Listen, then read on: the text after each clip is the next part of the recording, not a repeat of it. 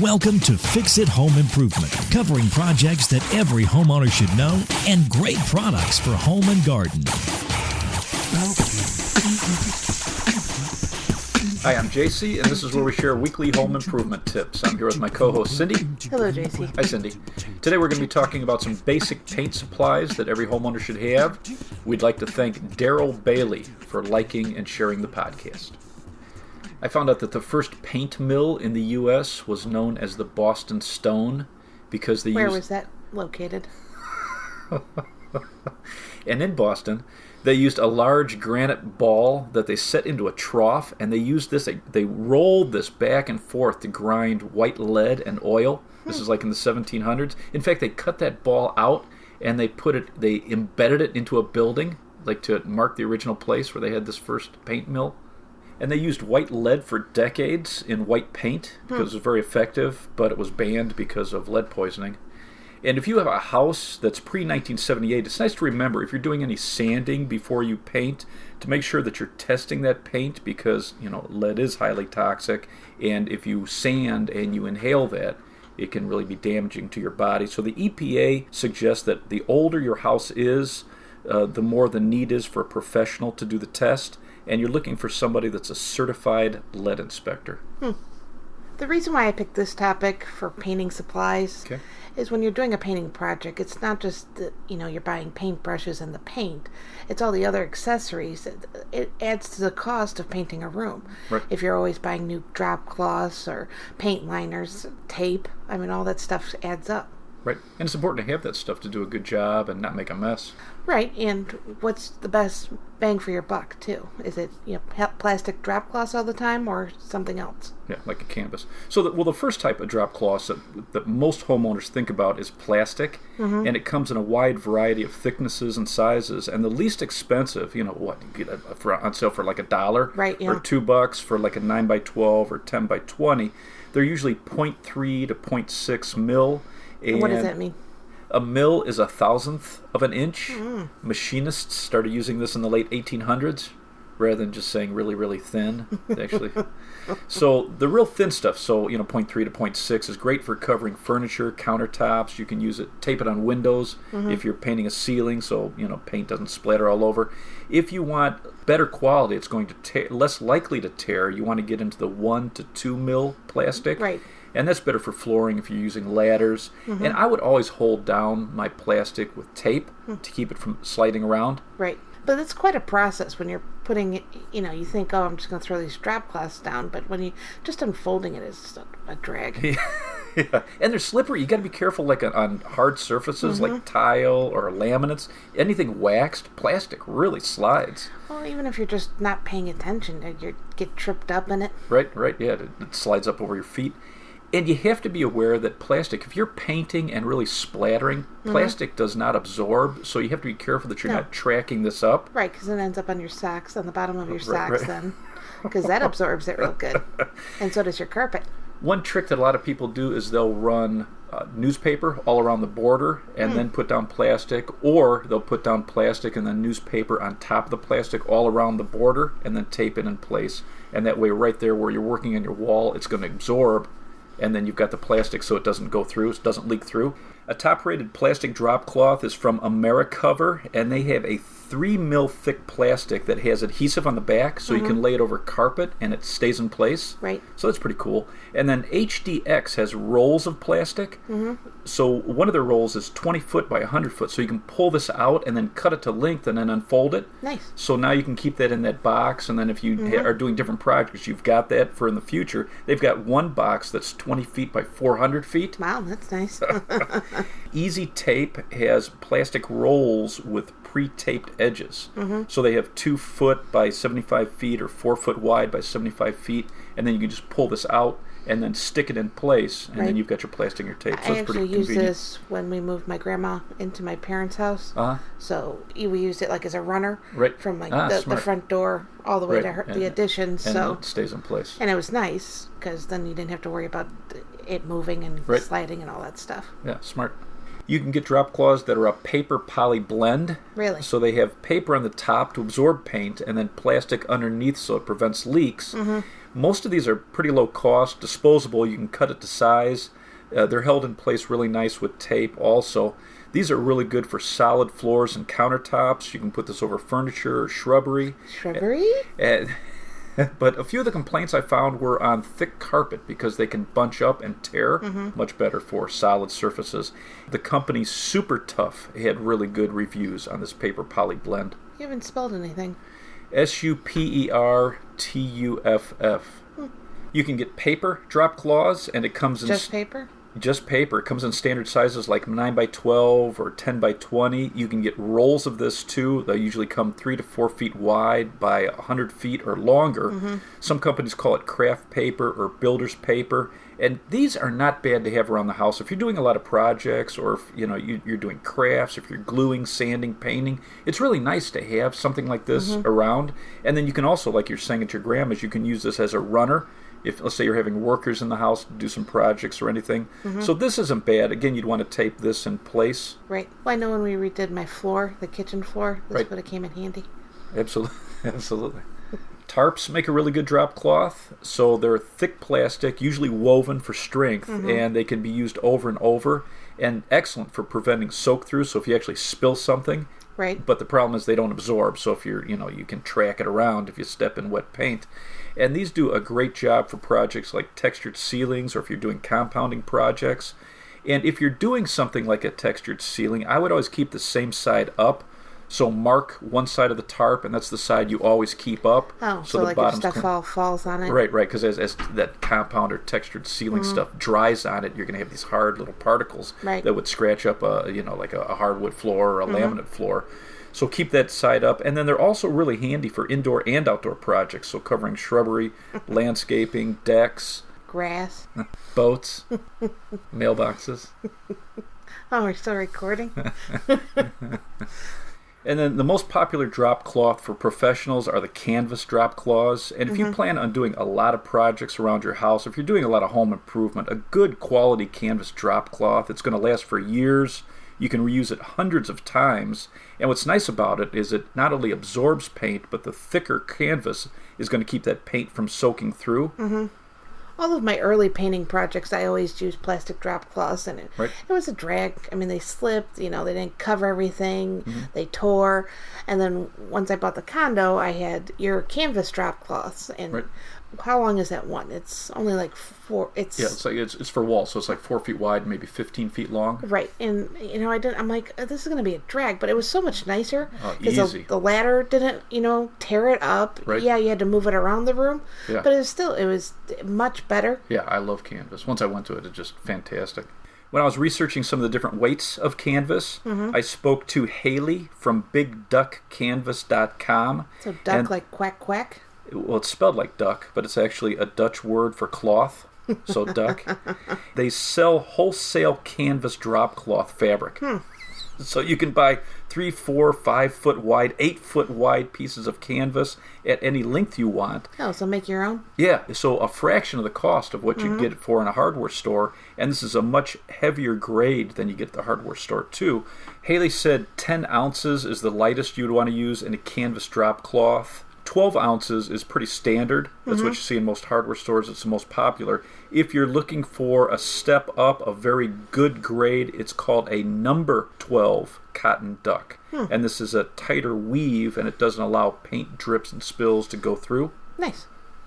The original canvas was made from hemp around 3000 BC in China. Oh, in China. And then in the 1200s, shipbuilders used hemp, linen, and cotton to make canvas sails. And canvas has a specific type of weave that makes it real strong and durable. Good to know. With a canvas drop cloth, I'd always mark one side, and that's my top side. So you always have the clean side down, because paint and debris builds up over time. If you flip that over onto a laminate floor, or maybe a wood floor, or something delicate, you can end up scratching it up. And then I would also... you can clean it after every use. Well, really? So I would also get in the habit of, if I'm ever throwing drop cloths down, vacuuming and sweeping up a floor, because you can scratch wood or laminate surface if you have a bunch of debris on the floor and then you're standing on it using ladders on it. And then remember that this stuff can be really slippery on waxed floors or tiled floors. So there's a couple companies, like there's one called Trimaco, Trimaco, and they have some top-rated drop cloths that have rubber backing. Mm-hmm. So this prevents it from sliding, and then also if you have a big spill, the paint won't go through. Oh, nice. So that's pretty cool. And then Cover Grip has slip-resistant drop cloths. So one side has these rubberized dots to keep it from slipping and sliding. So it's designed for floors, and they say it does a great job on stairs. You can fold it downstairs, and nice. it locks itself in place, because the U.S. Department of Labor says that slips, trips, and falls are 15% of all accidental deaths every year. Wow. Crazy, huh? Yes, and scary. Another basic accessory while you're painting is a painter's tape or masking tape. Are you going to explain the difference? So painter's tape has glue rated on how many days it'll stick without leaving a residue, or how many days you can leave it before it's difficult to remove, so it doesn't tear off in little sections. 7 to 14 days is the most common. Right. And so the tan-colored tapes are usually general purpose, so these have a stronger glue. You want to get them off quicker. So this is a basic masking tape? Right. So, I mean, even within 24 hours, you usually want to get some of these tapes up. Not only is it hard to take the tape off, but a lot of times it takes the paint right with it. Right, right, exactly. Painter's tape that's colored either blue or purple usually has green. has less aggressive glue, so you can leave the tape up for longer periods or for recently painted surfaces or wallpaper. If you're taping off trim, you want to make sure that it's clean and dry before you put your tape on. So clean like with what, soap and water? Most painters like the phosphate-free TSP. That's something? That's that's a thing. It's going to remove grease, oil, and dirt. And then with the phosphate-free TSP, you want to make sure that you rinse it immediately. So you want to work in small areas, like 2 or 3 feet. Scrub it with a damp cloth with the TSP, and then right away rinse that area. The phosphate-free TSP. Yes, right, exactly, Cindy. And then you want to make sure that's very dry. With the painter's tape, 1.5 to 2 inches wide are probably the most popular and versatile. If you're doing baseboards where you want the tape to kind of overhang and protect the baseboard, a 3-inch is very popular. So you're just getting the top lip, the top edge, and then you're kind of letting it hang out rather than just flattening down over it. You kind of let it go off to the side so it kind of covers it. And then you want to use the longest lengths that you can rather than pulling a section, trying to overlap it. If you do have to overlap it, they say to overlap it by 1 inch, so that, because everywhere you overlap, there's a chance where paint can slide underneath there. Right, and it's harder to peel off, too. Right, yeah.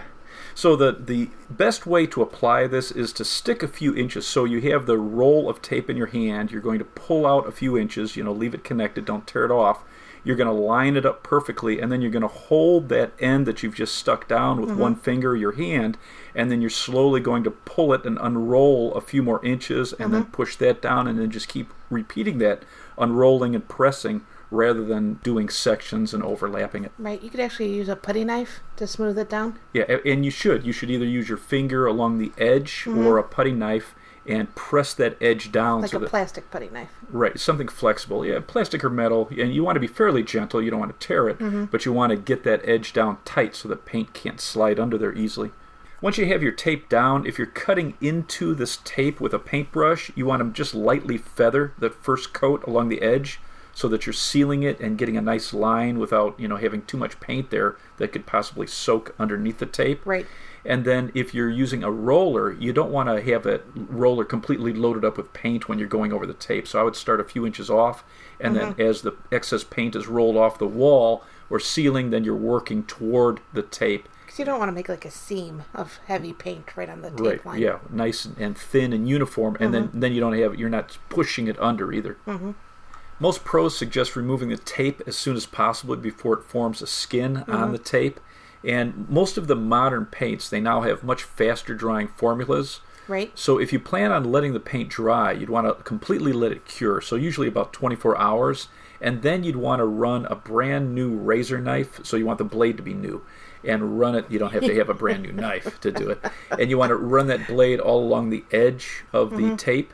And then that's going to release it very easily so it doesn't bond to it. And if you're doing, let's say you're pulling your tape off of baseboard, you really want to pull down and away from the edge because paint is really designed to really have its best strength in one uniform coat. Right. So it's kind of a film. So where primer kind of gets into the pores, paint actually just forms a film over the top of primer. Right. And so you can pull off pretty big chunks if you're not careful, pulling it up. Yeah, if you're pulling it up and you allow that paint to be over the top of it where it forms that skin on it, yeah, it's all part of the same paint. Bummer. 3M's Edge Lock Scotch Blue Advanced Delicate Surface Tape was rated very high. That was a mouthful. Can you say it again with some enthusiasm? And then the Frog Tape Delicate Surface, both those were rated very high. And Frog Tape is interesting because it has a chemical in their tape that reacts with the water and latex paint to form a barrier along the edge of the tape for a really crisp line. So it actually swells up, which is pretty wild. You know what color that is? What color? Green. Nice. And Frog Tape recommends that you remove the tape while the paint is still wet. And then it actually comes in a plastic container to protect those edges because they're specialized. If you have textured walls, Frog Tape has textured surface painter's tape. And So this is like when there's like compound on the wall that it's making like a design. Exactly. So they'll either call it a knockdown or textured surface, and some that Spanish look. It has different heights. Right. So very difficult to tape off, and so they use this special tape that swells straight down, and they have this edge sealer. So it's a chemical that makes the tape basically swell. And it fills those gaps. Fills those gaps so that the paint doesn't get underneath the tape, even though there's different depths. Yeah. So really cool. So something to look at if you have textured walls. Another nice accessory are tray liners if you're rolling, and it's going to keep your paint tray clean, free of particles, and then you don't have to clean your tray, which is nice. Yeah. And you got to make sure there's a lot of variety of shapes and depths with these tray liners. Yeah. I would make sure that I match the tray liner to the tray. Otherwise, they're kind of useless. Yeah, well, they move around too much. They can be a real drag. Well, there's like deep well ones. There's the shallow well ones. Yeah, and when they fit nice, it's really easy to roll. You can put some pressure on it, so they do a nice job. There's an interesting one we saw at one of the shows. It's called Peel a Tray. So it's this is cool. PEEL-A-TRAY. And so this is a tray with 4 peelable liners built into the tray. So let's say you're using the first liner. Once you're done painting, you just slowly peel off this liner. You work all around the outside of the tray, and then you fold it together. So you're kind of creating a bag that's holding the excess paint. And then they say you can punch a little hole in the bottom of this bag you formed and squeeze out the paint into your bucket or your can. Cool. Yeah, so very cool. And then then you've got other layers that you can use. So that's nice. And then we saw Roll a Tray at one of the other hardware shows, and that's ROLL-A-tray. And this is a paint tray on wheels. Yeah. So this is designed to be moved around with your roller on a pole, and then rather than constantly having to pick up a tray and move it around where it flexes, and you have a chance of dripping, this just makes it easy to slide this around. Yeah, it's nice. And it's supposed to be able to go over tarps and canvas drop cloths. Yeah, it has really nice large wheels. What most pros like to do is use a 5-gallon bucket with a paint grid, and this is really handy for homeowners. If you tried it once, you'd probably really like it because it's easy to grab the 5-gallon bucket with the handle, so you're moving around without spilling a tray, and it's easy to intermix your paint. So if you're doing a big project, you don't want to just finish 1 gallon of paint and then go to the next gallon. They're never mixed perfectly. So you always want colors are going to always be slightly different. Exactly. So they want you to box your paint, which means mixing multiple gallons together. Right. So if you're using a 5-gallon bucket, you could pour a little from each gallon into this and mix it, and that way it's always going to be uniform. And then all you have to do with your roller cover and your pole is just touch the edge of your roller cover into the paint, and then you're going to roll it. You don't. That's submerge. No, that would be a mess. So you're just going to touch the top of the paint. You're going to roll it on the grid to smooth the paint onto your roller, and then use it on your wall. And it really does a nice job. If you're buying a paint grid for a 5-gallon bucket, you want to get something that's marked 9 or 10 inches. You want to make sure it's for a 5-gallon bucket because they have them for 1 and 2-gallon buckets. And I've seen people grab the wrong ones, and it's like it's a mess trying to make that work. Well, this is generally merchandised by the paint trays, right? Not by because paint buckets could actually be in a completely different section. Right, exactly. And a nice tip is to line a 5-gallon bucket. You can either use a plastic liner or a plastic bag, and it makes it much easier to clean. So you just put that liner in there and then pour your paint in. And then Sherwin-Williams actually has a plastic insert that they've made for 5-gallon buckets, which is pretty funny. So easy cleanup. And then what they said is if you're doing different color changes, so you could have a couple of these. So if you're doing sealing a different color from your walls and doing multiple rooms, then you've got one liner for one color, one liner for another. Well, then you could store all your paint supplies in the bucket. Yeah, it makes it real handy. And you could just buy a lid. Yeah, I like it. Another nice tool to have is a paint comb, and most manufacturers like Purdy, they recommend using a paint comb to thoroughly clean your brushes. It's going to add a lot of life to it. So this comb, you're going to run your brushes under warm water and you're going to be combing it. It cleans the bristles, it cleans the center, so it gets that paint out of the middle of it, and then it removes any dried residue all along the bristles. And then most manufacturers recommend that you keep the original package that the brush came in. So once you dry them, and one of the tips that most manufacturers recommend is either putting the handle in between your palms and spinning it vigorously so that you spin out the excess moisture once it's clean, or buy one of those mechanical paint spinners and it spins out all the moisture, and then put it back into the package. If you don't have the package, because it keeps the bristles straight and keeps them from getting damaged, you can get that paintbrush cover. So that's that plastic storage system. So it has a gasket around it, and you can use it for a couple of things. You can use the paintbrush cover if you're taking a break. Let's say you're taking lunch or whatever. You can lock it into this. With your paintbrush still wet. Exactly, and it keeps the paint wet so it doesn't dry out on there. So that's very convenient. And then if you didn't keep your original cover, this is a nice way to store the brush so the bristles don't get all tore up. And then they also have the paint roller cover. So in between breaks, you can close it off, and you can leave the roller cover right on the frame, and this locks right over the roller cover. Nice. Yeah, so that's pretty cool. That's always a drag, removing the paint cover. Yeah, it's a mess. If you have real good quality paintbrushes that you didn't clean properly, Red Devil has a product that was rated very high called Save a Brush Paintbrush Restorer. Are you going to spell it? So it's SAV-A-brush Paintbrush Restorer. And these are little pouches, and you dissolve the contents of these pouches into warm water, and then you soak your brushes for 24 to 48 hours, and it breaks up all the paint. And this is designed primarily for synthetic brushes. Because some of these quality paintbrushes are pretty expensive. Well, because it's not only just the outer bristles that's the problem. It's the inner bristles that soak up all that paint that it's really hard to clean. Yep, absolutely. For roller covers, you should have a roller cover cleaner. So this looks like a putty knife with a half circle cut out of the side of it. And as you're running your roller cover under water, you're scraping off the excess paint and cleaning it with that. So it does a really nice job. I actually have one of these that are a 11-in-1 tool. No way. So it's a scraper, it's a paint can opener, it's a concave and convex scraper. So the other side of this, they have this wavy shape in, so for different types of trim, if it has a wave in it, you can use that for scraping off paint. So it does a nice job. You can use this as a spreader. The bottom of the handle, you can use like a hammer if you have nail pops. It has a nail or tack remover.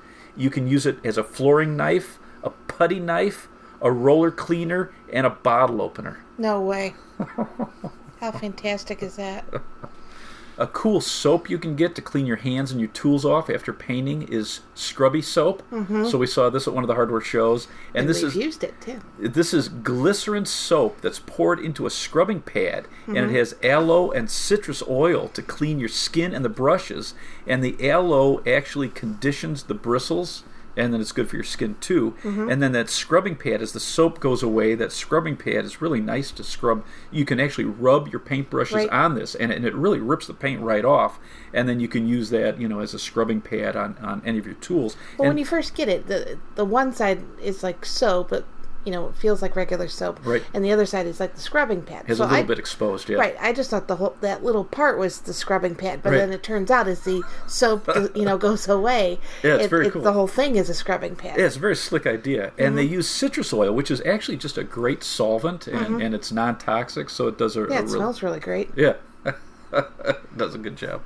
Do you have anything else to add? I would say if you're doing a lot of different painting projects, to think about your drop cloths. If you're doing a lot, I'd probably get canvas, invest the money, especially if you're in a home where you're going to be doing multiple projects. Comes in handy for a lot of different things. Painter's tape, I'd probably get the delicate surface about 2 inches wide. And then if you've never tried it, try using a 5-gallon bucket with the grid. I think you'll like it.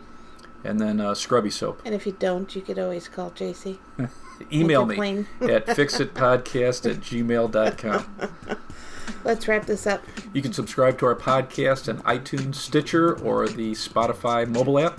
If you enjoyed it, please leave us a review. You can check out our home improvement videos on our YouTube channel, Fix It Home Improvement. And you can subscribe to that as well. You can check out our book, Home Improvement Solutions, What Every Homeowner Should Know, on Amazon.